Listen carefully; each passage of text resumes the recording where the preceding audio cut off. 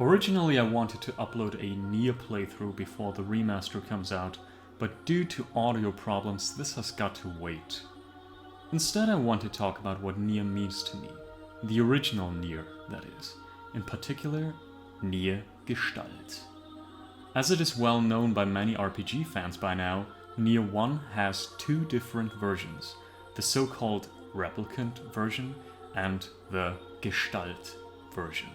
Depending on the version, the role of the main character Nier is different. In Replicant, Nier is the brother of a young girl named Yonah. In Gestalt, he is her father. The names Replicant and Gestalt are also part of the story since they are two terms about what exists in the established lore. Gestalt, by the way, is a German word and stands for shape, form, or incarnation. Replicant is obviously tied to the theme of cloning or mimicking something that already exists. In Blade Runner there are replicants, but they are no clones, but simply artificially created humans, completely without the intention of mimicking some that already exist. In Nier, things are somewhat similar, but not completely the same. But I will get to that later. Nier starts out being a spin-off of Drakengard 1 and occurs in the future of one specific timeline where the so-called Mother Angel, or Queen Beast, is defeated. What is so great about Nier is that despite being a spin-off, or depending on the context even a sequel, you do not really need to know anything about Drakengard in particular. The origin of a disease in the game, the so-called White Chlorination Syndrome, is tied to Drakengard, but you do not really need to know the game itself. It is pulled off very elegantly. As a matter of fact, when I played Nier in 2010, I did not even know it was a part of Drakengard, and I knew of Drakengard's existence back then already. It was more of a coincidence that I stumbled over the fact, so I really have to commend them for making a game that works so great without its source material. As completely isolated, it is really a fantastic game. I actually felt completely different when I played Nier 2, so Nier Automata. Because loving Nier 1 so much, I really wanted every connection to the first one I could get. And while the very reason for Nier 2's catastrophic world is indeed the outcome of Nier 1, I would have wished for more than a few cameos and locations. Even the remaster of Nier 1 is something that I am a bit disappointed of, because I personally love the Gestalt version as a concept a lot more, since I think the father-daughter dynamic works just better. That is a very personal thing, however, and reflects a lot of who I am. As far as I'm informed, we might even get some sort of update. After all, we already know that the former DLC, World of Recycled Vessel, will be included, and here we will be able to play Papa Nier. But I really want to have an update or a DLC, an add-on or whatever, where we can actually play him in the story. Whether it is just the Papa Nier skin, or hopefully with, of course, every single piece of dialogue that was important being swapped out. We live in a time where that is very much possible. So, let's talk about Nier for a bit. Back in 2010 I noticed this game. I did not get it on release, but I saw the trailer and read a bit about it in a magazine. I did not immediately get it because I was primarily interested in just a few other games during that year. Then after a few months I would watch the trailer again and listen to Shadow Lord, the main theme and at the same time final boss theme of the game.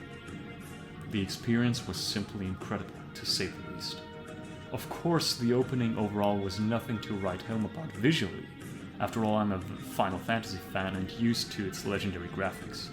But it looked good enough, and even more important, it looked exciting and interesting. So I was personally hooked. When I showed it to a friend, he said it reminded him of Zelda, which he probably thought because of one of the bosses that was basically straight copied from Wind Waker. As a matter of fact, that is not the only Zelda reference in the game, as there's also, well, some sort of temple with a very, very specific pose and sound at the end of that temple that is, well, being made by some character. So I do not want to spoil it for those who do not know the game, but those who actually are familiar with it surely know what I mean. So when I got the game from eBay, I started it the same night it arrived. And those who know the game already know how intense the opening is. While it obviously is also very meaningful with Brother Nier, all these things are more impactful to me when I know that Papa Nier is fighting for his Yonah. Snow in summer, so the opening theme. The ruined city, Nier and Yonah hiding and looking for food while Grimoire Noir whispers make for an atmosphere that renders this my most favorite opening of all time. I never really thought about it, but actually, yeah, it really is my most favorite opening of all time, despite being such a major Final Fantasy fan, because the thing is, I do love opening a bombing mission with Cloud jumping off the train and the whole Mako Reactor 1 mission. I love Vivi running through Alexandria. I love Tidus with his whole Xanarkand Abe's battle, his match. I love Lightning jumping off the train and everything, because that's basically just another homage to Final Fantasy VII. I love all of that, but I also get quite tired of those missions whenever I want to start a game. And the opening of Nier is quite short, and in its entire meaning, it definitely is nothing where I would say that I ever grew tired of it.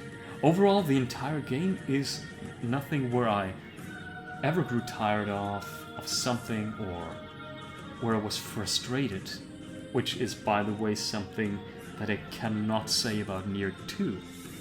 Nier Automata unfortunately had many things where I got very frustrated.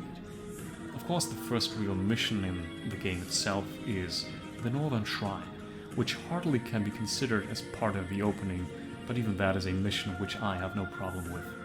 While I do not necessarily need to have as many battles with shades, the overall reason for being there, as well as its visual representation, make it very easy for me to accept it. In Final Fantasy IX, for example, the first real location that I'm already really excited for is Dali Village, and that is really not even close to being a part of the opening. Except, of course, if you go by Kingdom Hearts 2 standards, where the first 5 hours are basically the entire opening, which I do not do here. So, back to Nier. Nier to me is a one-of-a-kind game. Never would I have ever imagined to play a game that I would cherish so much that it is really very close to even my favorite game of all time, which is Final Fantasy VII. Granted, it is still not even close to being as good as 7 in my opinion, but surely that is not just because I like 7's creative composition more, but because 7 guided me through my childhood and defined me as a character so much that many decisions that I made later in my life, such as the languages that I learned, what I studied, and what I want to do in life, are all inseparably tied to Final Fantasy VII itself. Same goes for later interests at times. Nevertheless, or even especially because of that, Nier being such a big deal for me then is a nearly impossible thing that I definitely would not have expected before I got it. Of course, the opinions of fans differ a lot which role for Nier is to be preferred. To me personally, however, while I think Brother Nier in design is very cool, could never serve to tell the story in a more powerful manner than Papa Nier could. Many people say that it is the same story, and of course it is, but the role swap at the same time makes it a lot different. A brother acting like a foster father, in direct comparison to the father, transforms the supposedly same story into something much different in its presentation. Now, of course, there are miserable fathers, and another family member or a completely different person would be more fitting, but since we do, just as mentioned, have the same story outline, that is not the case here, so I cannot call this an exception where the brother is better. His loyalty and love for his sister is undeniable, but with him not being the father, the delivery automatically becomes different. In general, we have many anime protagonists, and I like them. I love them, as a matter of fact. Papa Nier in his design, though, is something different. He still looks very unrealistic in his design, and retains the typical JRPG white hair, but you also see that he was supposed to appeal to us in a completely different way. There are many fathers and father figures in fiction that are beloved, whether they are good or evil, and they are not necessarily the traditionally beautiful characters that we get served as consumers. Also, while his model might be quite basic, I dare to say that he does not look terrible, and actually pretty cool, especially in his artwork. So let's bring in some spoilers for a bit. Nier is one of those games which is just perfect in its narration. I do not have children as of yet, but I really want to have some one day. Therefore, I just love movies, books, and games where there are parents who can show how much their children mean to them. For me, the thought of showing your children unconditional love, providing for them and giving them everything they deserve in life is one of the most important things, if not the most important thing a person can do. Of course, there are people who do not want to have any children, and that is fine, but I'm not one of them. Nier Gestalt with Papa Nier just perfectly tells a story that is fitting to my desires. I think even if one does not want to have any children, it still is something that is very relatable, because seeing how much one person cares for another, especially their own children, is normally always something you would wish to be reality. So on to the true spoilers. Nier Gestalt is the battle of two fathers in an already doomed world. We have Nier Replicant, who is the main protagonist, and we have Nier Gestalt, who is the antagonist.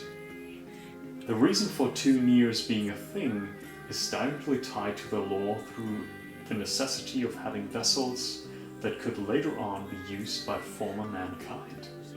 While they live on as gestalts / shades, the replicants have normal bodies. The problem is, when the so-called Project Gestalt was initiated, no one expected the replicants to become sentient later on and have their own life, because that is exactly what happened. They got conscious and they developed a way to live like normal people. Unfortunately, the Gestalts do not care about them, as they consider those bodies their own, since they were made for them, and they also need to possess them as their time runs out, and they are about to relapse, which is a process that results in their existence being destroyed and them turning into monsters completely.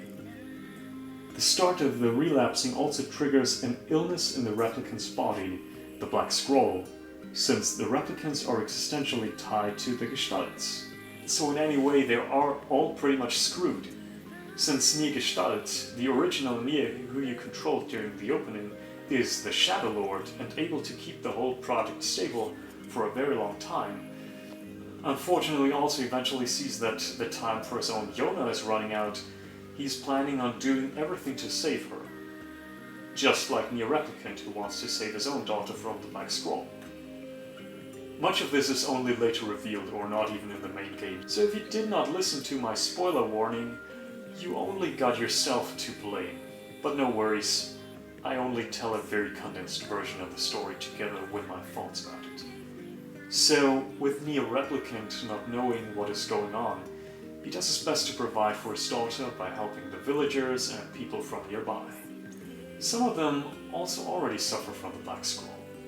Then, over the course of the story, he stumbles over his new companions. Grimoire Weiss, a talking book which seems to be the solution to saving Yonah.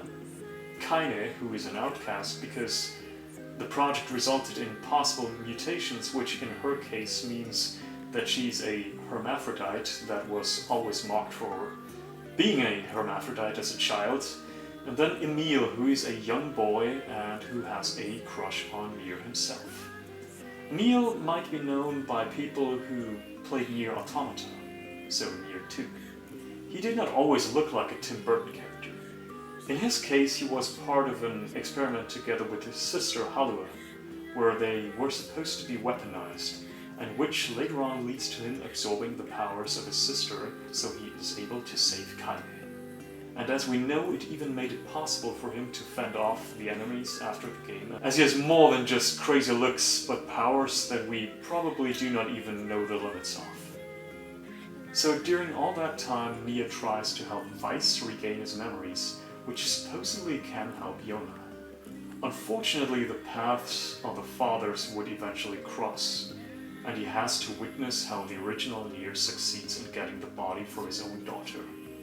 Which leads to the second part of the game, where Emil goes through his own transformation, and Nier has to find a way to get Yonah back. With the help of all of his newly won friends and more, and obviously I shorten the story here by a great deal to tell you the gist of it, he confronts the original Nier again. Not only that, but this is when they have to defeat Weiss's counterpart, Grimoire Noir, who just like him was created as a part of the project to separate and reunite the people when that time would eventually come. As well as do they have to get rid of two androids that watched over them and actually even wished for Nier to just go back to the village because they really grew fond of him. But of course you cannot stop a devoted father, and so he has to fight them as well, especially with Emil's help. You and the characters find out the truth during most of the ending portion, but it is nothing that really is relevant for Nier himself, and that is really how it should be. To him, Yonah matters the most, and I cannot love the story enough for it. That is really his primary focus, his precious Yonah. Which, of course, is no different in case of Brother Nier, but I already explained you why it means so much to me in case of Papa Nier. With the battle of the Niers being inevitable, Yonah eventually interrupts them. The original has possessed the body of the replicant, but unlike her father, who thinks the lives of the others do not matter because it wasn't supposed to be their bodies in the first place, she actually feels compassion for those created in this process without being asked. A very important thing, and actually this is very similar to the Japanese script of the first Pokemon movie, because Mew, so Pokemon number 151, was just as much of an ass as Mewtwo, so Pokemon 150 was. Mew associated the clones as an evil existence that was unworthy to be. This being mentioned, I personally like the 4Kids version of the movie better. Anyway, back to Yonah. Yonah's stance is basically what I think about this game. So many people think because there is the twist that you fight former humanity, you are actually evil or anything along those lines, and that the Shadow Lord is good. But I do not think so in the slightest. The originals are of course also absolutely to be pitied, but the clones did not ask for any of this.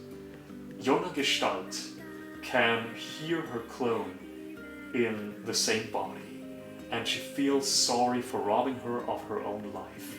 While it is terrible that you have to fight the shades, with Nier mostly not knowing what is going on, which is the point of why you're supposed to be shocked, I always see the Gestalts as more of a problem. When you enter the area, so the location which is where Keiichi is originally from, the Gestalts that took the replicant bodies lament how this terrible man comes to kill them.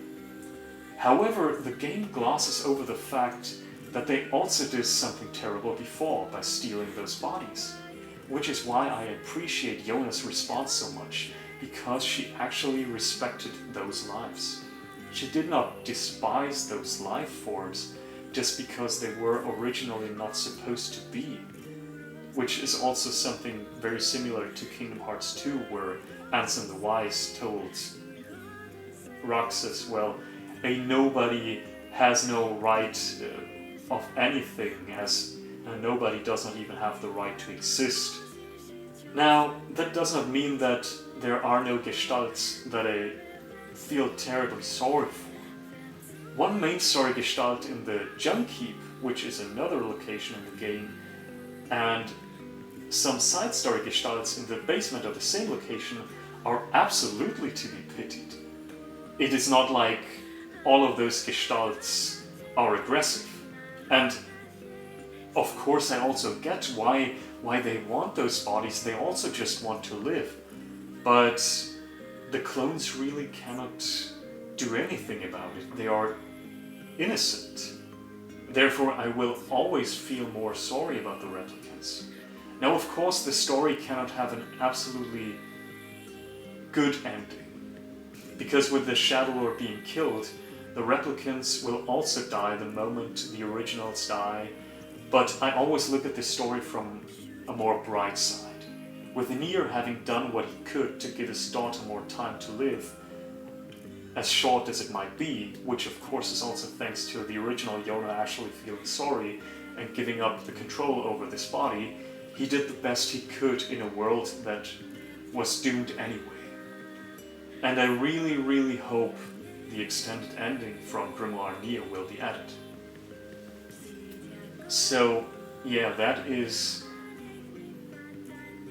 in a more shortened version, how I feel about this story and what it means to me.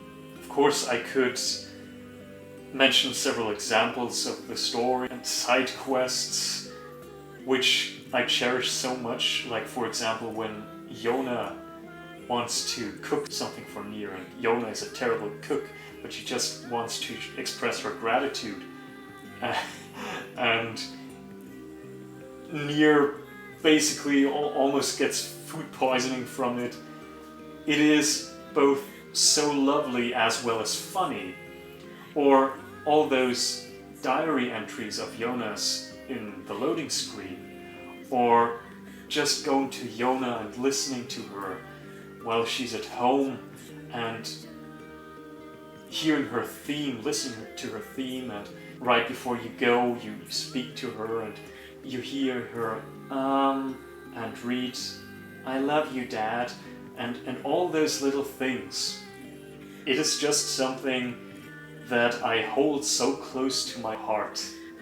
And while it also might sound like some kind of cliche review, of course the soundtrack also plays a major role in this, because the soundtrack is definitely something that does not need to hide from any other soundtrack of any other game or movie. This soundtrack is out of this world. The ending theme alone is my most favorite ending theme of all time, and just like Weight of the World from Nier Automata, so Nier 2, Ashes of Dreams, which is the ending theme for Nier 1, also has multiple versions. I, in particular, love Shadow Lord the most.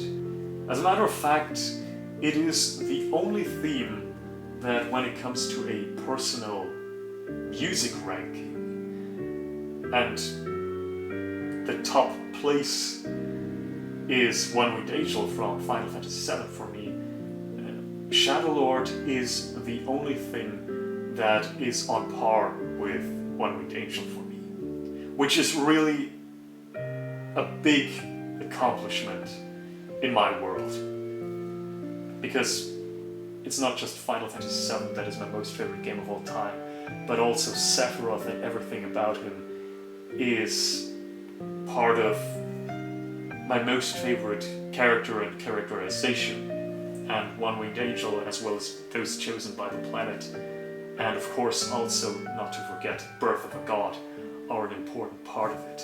But yeah, Shadow Lord is the only song that is on par with One Winged Angel, with Katayoku no Tenshi for me. Since this is also the theme that is being played during the preview of the game, which was basically also the trailer that I watched back in 2010. it played a major role in why I got so interested in this game. And I am really glad that the Drakengard series has such an amazingly skilled and genius composer as Okabe-san. And of course, I'm also very grateful that we have such a great singer as Miss Emmy Evans. This game is something that I will forever be grateful about. When it comes to the Drakengard series, most people know basically only the name of Yoko Taro, and Yoko-san is the director of every Drakengard game, excluding Drakengard 2. And I will forever be thankful for his amazing and emotional and also not to forget his crazy ideas. But we should really not leave out all those other people that also work on those games. Sure, not everyone knows all of those names, but when it comes to Nier 1, for example, it is not just Yoko-san who wrote the story alone. It was also written by Sawako Natari and Keiichi Hana. And those are also two incredibly talented writers.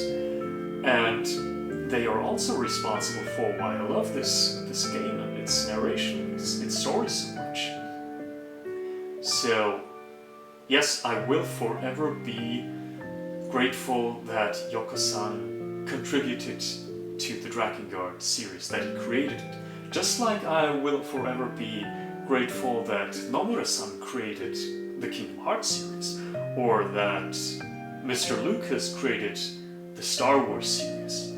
But we really, really, really must not forget all of those people that were responsible for those games, or in the case of Star Wars, those movies, because without them, they would not be what they are today. You see, I was very sad when I noticed that once Nier Automata was announced, it got some sort of hype, and many people that did not hear of the Drakengard series before, or maybe actually did hear of it but did not bother taking a look at it, suddenly started jumping on the hype train. Because I think the Drakengard series, and of course Nier in particular, deserves being tried out even without a hype. So,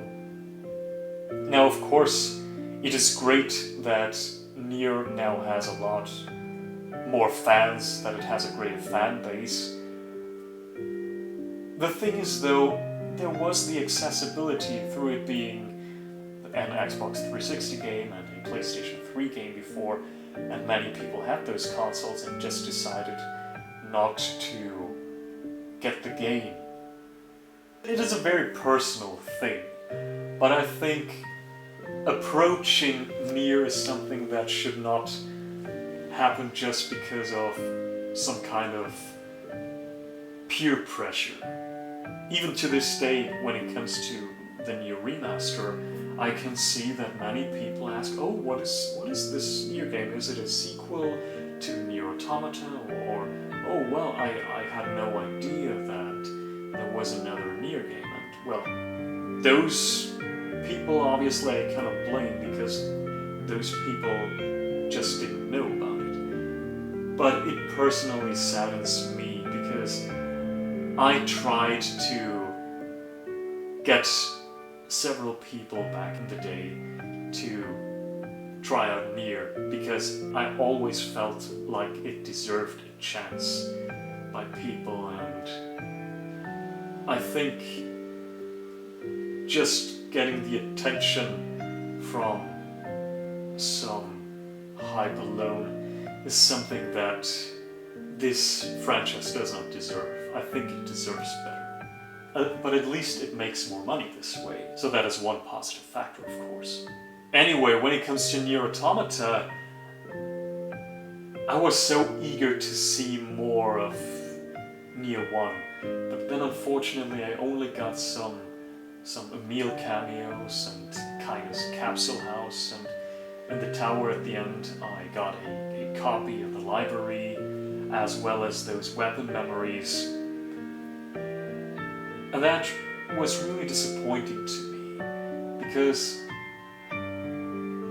Nier is such an important and such a beloved game that I was really wishing for more, and I really wish that maybe one day we will get some kind of in-between game where we can play the characters again. Maybe for the story that happens in Grimoire Nier, or maybe a sequel thousands of years later where those characters return. Drakengard is a very crazy series with aliens and robots and androids and clones and dragons and multiple diseases and timelines and everything. So I don't think it is impossible for those characters to return one day. Yeah, so anyway, those are my feelings about Nier and what it means to me. So what do you think of Nier? Have you actually played it already? Are you interested in playing the remaster?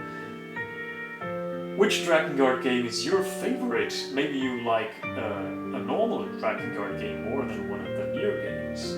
Do you like Nier 1 better than Nier 2, or vice versa? Who is your favorite Drakengard character, which also includes the Nier characters?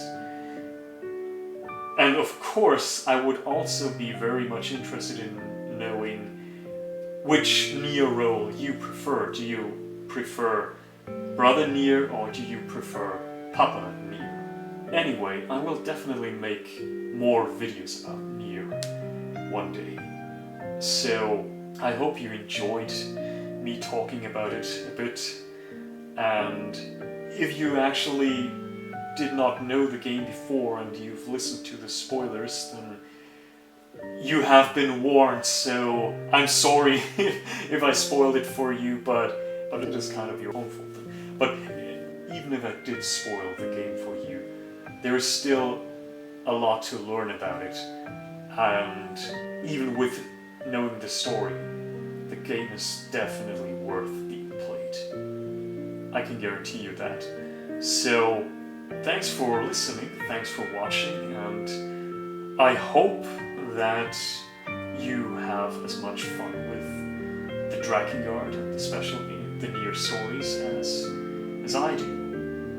Nier 1 in particular.